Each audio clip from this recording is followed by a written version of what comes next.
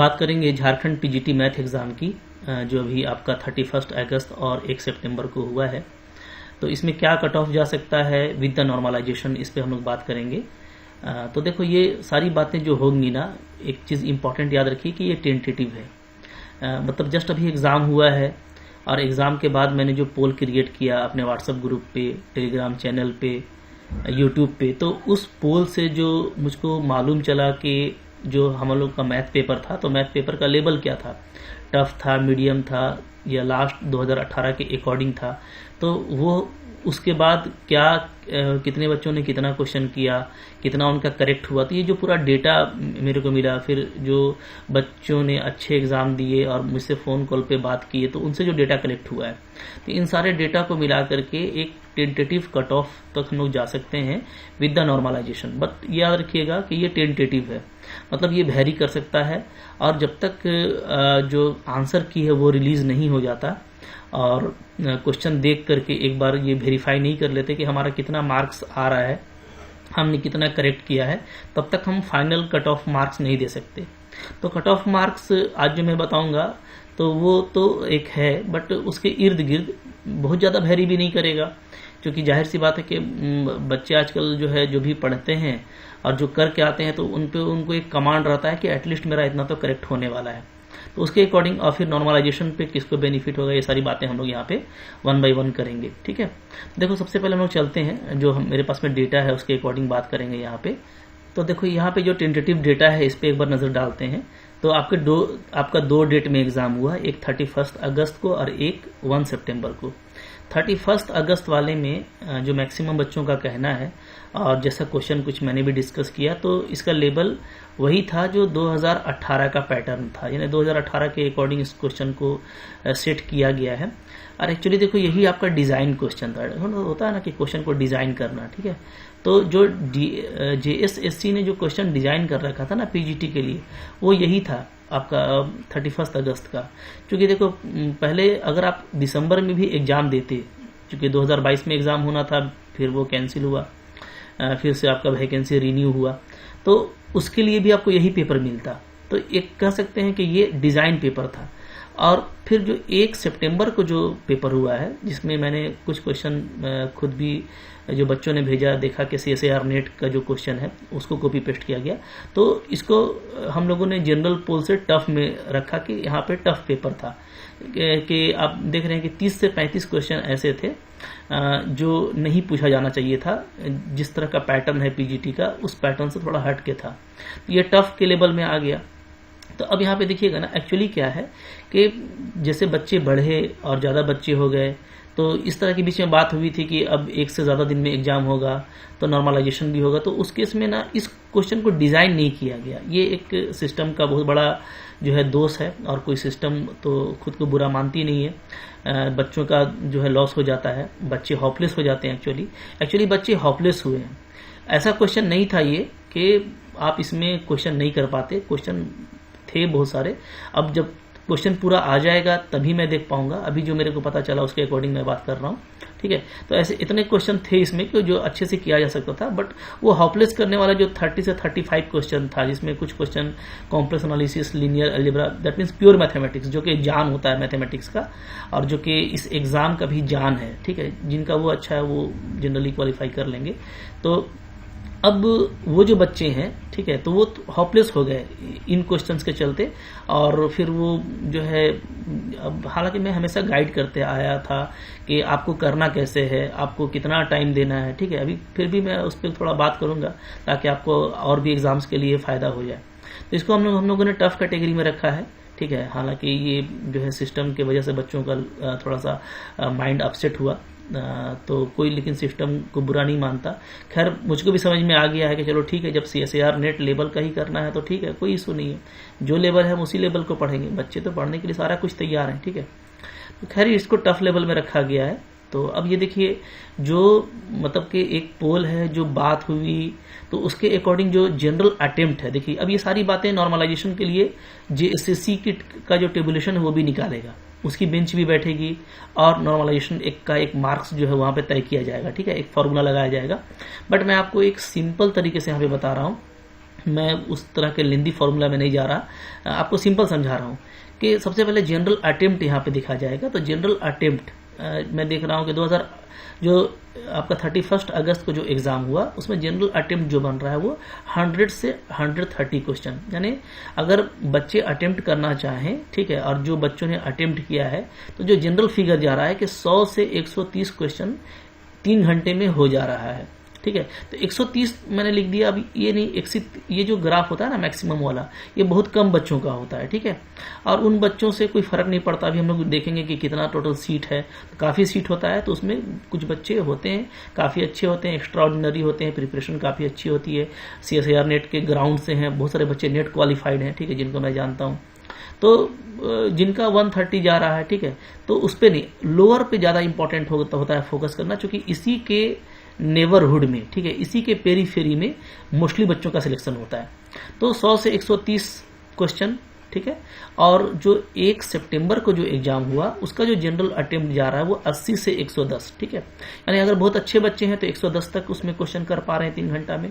Question इस तरह का थोड़ा टफ है, पढ़ने वाला है, ठीक है, और बहुत सारा क्वेश्चन देखिए कॉन्सेप्ट से दिया है, मैं बार बार बोलता हूँ। और बहुत सारे बच्चे तो फालतू का बीच में परेशान हो रहे थे कि नहीं क्वेश्चन ज़्यादा करना है, क्वेश्चन ज़्यादा करना है। हालांकि जिन्होंने कॉन्सेप्ट किया है ना, उन्होंने फोन पे बताया कि कॉन्सेप्ट से बहुत सारे क्वेश्चन थे।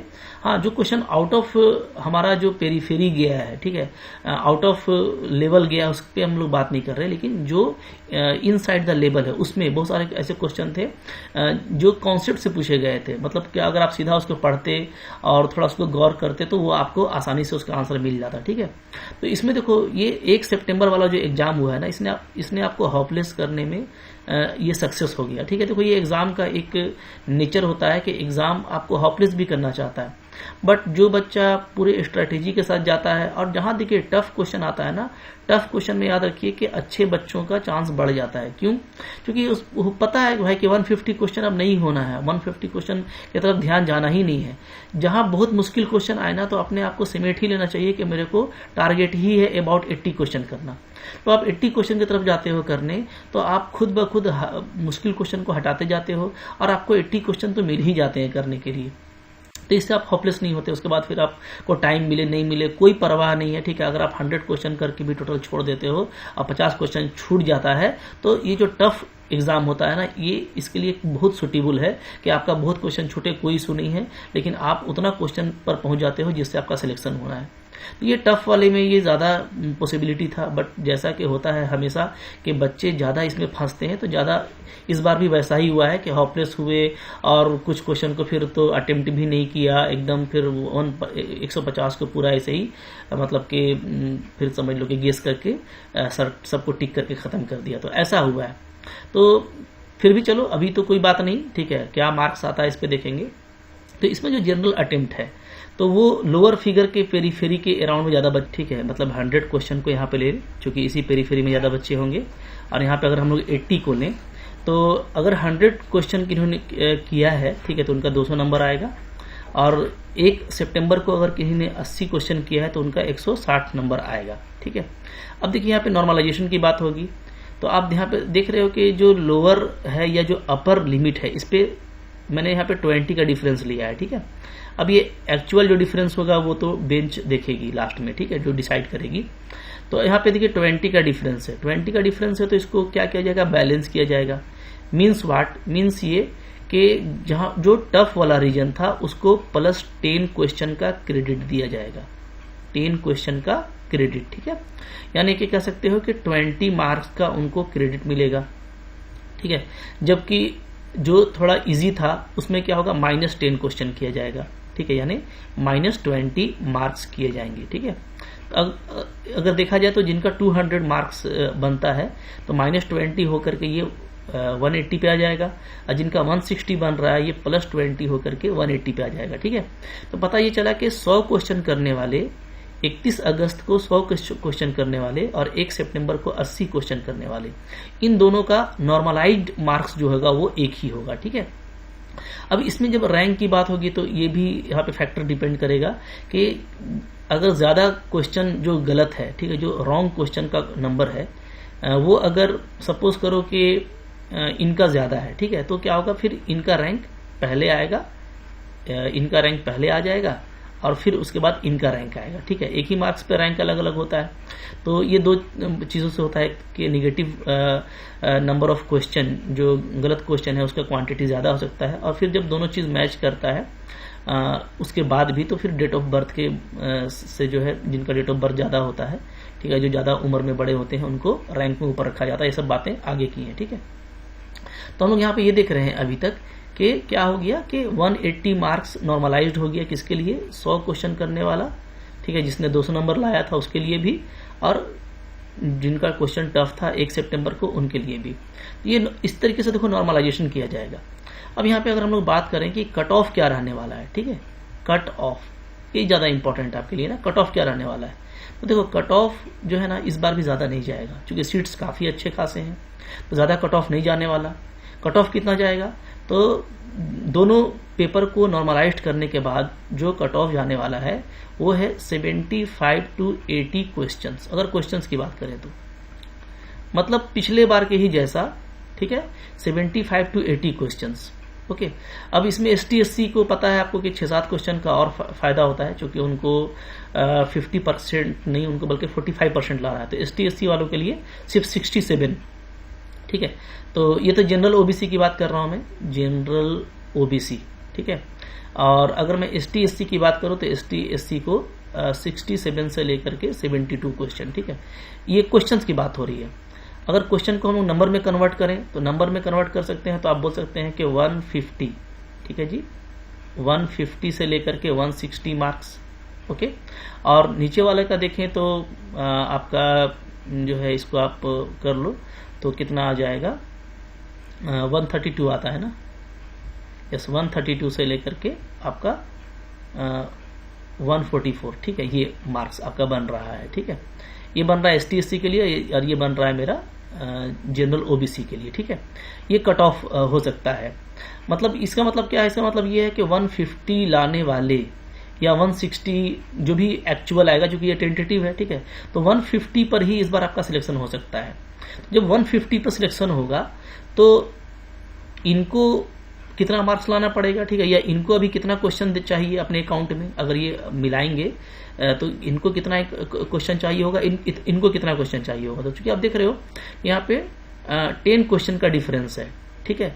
तो मैं ये कह सकता हूं कि 75 को 10 बढ़ा दीजिए, ठीक है, 75 जो लोअर है मेरा उसमें 10 बढ़ा दीजिए तो 85, ठीक है।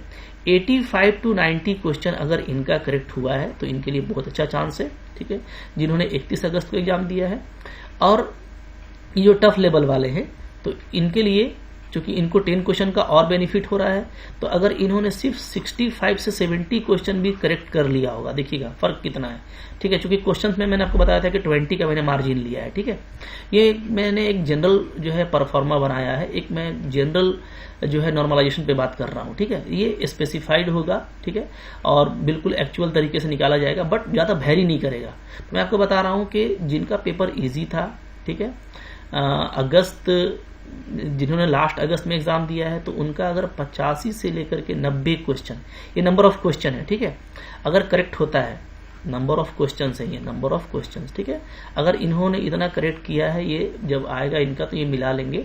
तो अगर 85 से 90 और उसके ऊपर जा रहे हैं तब तो बहुत अच्छी बात है, लेकिन अगर इतना तक वो आ रहे हैं तो डेफिनेटली उनके लिए बहुत अच्छा चांस है। और ये देखिए जिनका टफ पेपर हुआ था, टफ पेपर होने के बाद ना एग्जाम निकालना ईजी हो जाता है, मैं आपको बता रहा हूँ। देखो 2018 में जब पहली बार एग्जाम हुआ था ना, तो ऐसा ही हुआ था, क्योंकि उसके पहले 2012 में एग्जाम हुआ तो उसमें जस्ट 11th और 12th के क्वेश्चन आए थे। तो कोई नहीं सोचता था कि 2018 में जो है एकदम पूरा नेट लेवल का क्वेश्चन होगा, ठीक है। तो वहां पे अब आपको भले इजी लग रहा है, सब मैंने आपको पढ़ा दिया है, बट 2018 में अचानक से जब एग्जाम में क्वेश्चन गिरा ना तो सबको दिमाग उड़ गया था। तो वहां पे भी यही हुआ, सीट्स खाली रह गए। और आपको पता है कि 75 ही जिन्होंने जो कि लोएस्ट क्वालिफाइंग क्वेश्चन है, ठीक है, 150 मार्क्स जो ये लेके आए थे उनका सबका सिलेक्शन हुआ है, ठीक है। इस बार भी बहुत ज्यादा चेंज नहीं है, लेकिन हाँ ये जो अचानक से थोड़ा सा टफ हुआ है तो इनके लिए वही रहेगा, क्योंकि इनको नॉर्मलाइजेशन में फायदा होगा। तो अगर इन्होंने 65 to 70 क्वेश्चन अपने आप को पहुंचा लिया ना तो डेफिनेटली ये कर जाएंगे। अब बताओ कि क्या 65 से 70 क्वेश्चन करना मुश्किल था? बिल्कुल मुश्किल नहीं था, आप जाल में फंस गए। अरे भाई भारी क्वेश्चन आया तो भाई सब भारी थोड़ी है, जो आपका ठीक है आउट ऑफ आपको होपलेस कर देता है एग्जाम। इसलिए मैं कहता हूं कि बहुत अपने आप को पॉजिटिव और बहुत ही वेल स्ट्रैटेजी प्लान रखने की जरूरत है, ताकि आप होपलेस ना हो। और अगर आप अच्छे से करते तो आपको लगता कि इतना क्वेश्चन करना मुश्किल नहीं था, और फिर नॉर्मलाइजेशन तो था ही भाई, ऐसा थोड़ी कि आपके साथ बेइंसाफी किया जाएगा। और जो 2018 के अकॉर्डिंग जो क्वेश्चन आया 31 अगस्त को, तो उनके लिए, तो दोनों के लिए मैंने आपको कट ऑफ बता दिया। और मैं आपको ये भी बताऊंगा कि देखो सीट्स पे भी एक नजर रख लो। देखो सीट्स क्या है, तो पोस्ट भी काफी अच्छा खासा आपको पता है कि 185 सीट है, ठीक है। और बैकलॉग को मिला दे तो टोटल 257 सीट है। किन के लिए? ये फ्रेश कैंडिडेट के लिए। और जो टीजीटी है, ठीक है, मतलब कि जो ऑलरेडी टीजीटी हैं, ट्रेंड ग्रेजुएट टीचर हैं गवर्नमेंट हाई स्कूल में, तो उनके लिए 86 सीट है, ठीक है, बैकलॉग को मिला करके। तो इतनी सारी सीट्स हैं, तो भाई बहुत लोगों का होगा, ठीक है। और जब नॉर्मलाइजेशन होगा तो कट ऑफ में तो ये भी ध्यान दिया जाएगा ना कि पहले तो आपको बस क्वालिफाई करना है, ठीक है। आपने 75 क्वेश्चन स्कोर कर लिया। अब 75 क्वेश्चन हो सकता है जो भी सिक्योर कर रहे हैं, ठीक है, 75 क्वेश्चन, तो अब 257 बच्चों को लेना है। तो क्या 257 बच्चे मिल जाएंगे? तो जिस तरह का एग्जाम का प्रिपरेशन होता है, जिससे बच्चे होपलेस होते हैं, तो मैं तो विश करूंगा कि सारे बच्चे आ जाएं जो भी जिन्होंने भी अच्छा तैयारी किया है। तो देखिए होपलेस नहीं होना है, आंसर की को आने दीजिए, ठीक है, आंसर की को मिलाइए, और उसके बाद एक्सपेक्ट कीजिए कि आपका जो है अच्छा मार्क्स आ जाए, और फिर नॉर्मलाइजेशन होकर के जो भी आएगा वो हम लोगों को पता चल ही जाएगा। तो 75 क्वेश्चन ये जो है मिनिमम क्वालिफिकेशन है। 150 मार्क्स कम से कम आपको लाना है पास करने के लिए, ठीक है। इसके बाद ही आपका सिलेक्शन होगा जनरल ओबीसी के लिए, ओके। जबकि मैंने बता दिया कि 135 मार्क्स आपको लाना है मिनिमम ST SC को, ताकि आप आ जाएं। और मुझको लगता है इस बार भी कि जो ये नंबर गेन कर लेंगे आफ्टर नॉर्मलाइजेशन, ठीक है, जिनका भी ये मार्क्स आ जाएगा ना, तो डेफिनेटली उनका हो जाएगा। तो ये था मेरा भी डेटा एनालिसिस। फाइनली मैं यही बोलूंगा कि टेंटेटिव है, ठीक है, तो इसको भी लेके बहुत परेशान नहीं होना। लेकिन आप देख रहे हो कि बहुत ज्यादा भी इस बार कट ऑफ नहीं जाने वाला, और डेफिनेटली जिन्होंने पेशेंस से अच्छा एग्जाम किया है उनका एग्जाम में जरूर हो जाएगा। लास्टली मैं यही बोलूंगा कि देखो अब थोड़ा कुछ दिन रेस्ट कर लो, और आगे के जो एग्जाम्स हैं, जिसमें एकलव्य रेसिडेंशियल मॉडल स्कूल है, ठीक है, तो इसको अगर आपने फॉर्म भरा है तो इसकी तैयारी कीजिए, क्योंकि इसका जो क्वेश्चन पैटर्न है वो KVS के ही जैसा रहेगा। अब आप बोलेंगे सर आप बोलते हैं ऐसा कुछ और होता है, तो भाई मैं तो वही बोल सकता हूँ ना जो पैटर्न है। अब KVS जो है सेंट्रल कमेटी ही इसका एग्जाम लेती है, वही इसका भी एग्जाम लेगी, तो पैटर्न तो वही रहेगा जो KVS के क्वेश्चन का पैटर्न रहता है। तो आप इसके लिए मेरा टेस्ट सीरीज लेकर के भी पूरा आप देख सकते हो पैटर्न क्या रहने वाला है, ठीक है। ये इसके बाद देखो जो आपने रेवेन्यू इंस्पेक्टर भर करके रखा हुआ है, ठीक है, तो रेवेन्यू इंस्पेक्टर की भी तैयारी करते रहो। इसका भी फॉर्म आपने भरा है नगर पालिका वाला, तो इसका भी एग्जाम होगा, तो इसका भी सिलेबस वही PGT वाला है। बट चूंकि ये तो लिख दिया है कि भाई BSc लेवल का है ना, तो इसमें उम्मीद कर रहे हैं कि जो अभी सिलेबस में है वो आपको डेफिनेटली फायदा देगा। कि अगर PGT में अपग्रेड करके नेट पे चला गया तो BSc वाला बहुत अपग्रेड करेगा, तो जो हम लोग का सिलेबस है वहीं तक रहेगा, ठीक है। तो रेवेन्यू इंस्पेक्टर का तैयारी करते रहिए, ठीक है, बैठना नहीं है, तैयारी कुछ ना कुछ करते रहना है। और फाइनली यही बोलूंगा कि TGT हो PGT हो, ठीक है, देखो इसका एंड नहीं है, क्योंकि PGT जो है ना, आपको पता है कि जो नई शिक्षा नीति है उसके अकॉर्डिंग सब सारे को 1 से 12 करना है, तो सारा हाई स्कूल जो है 12 तक प्रमोट हो रहा है, और बहुत वैकेंसी भी PGT की आएगी। TGT का वैकेंसी भी आने वाला है, फिजिक्स मैथ का, उसका आप तैयारी अपना कंटिन्यू रख सकते हैं। इसका नोटिफिकेशन हो सकता है इस ईयर के लास्ट तक आ जाए ये TGT वाला, क्योंकि इसके सीट्स जो है वो रिकमेंड हो गए हैं, जिस पे पोस्टिंग करना है, ठीक है, उसको सेंशन कर दिया गया है। तो देखो अपॉर्चुनिटीज हैं, हमको अपॉर्चुनिटीज की तरफ देखना है। और आपने डिफरेंट फॉर्म भरा है, CGL वगैरह भरा है, तो उसकी तरफ फोकस कीजिए। और अभी बहुत सारे बच्चे बहुत पैनिक हैं, डेली फालतू का चैटिंग करते हैं, परेशान रहते हैं, भाई बहुत परेशान मत होइए, ठीक है। जो होगा, अब तो एग्जाम तो खत्म हो गया है, बात बीत गई सो बीत गई, ठीक है।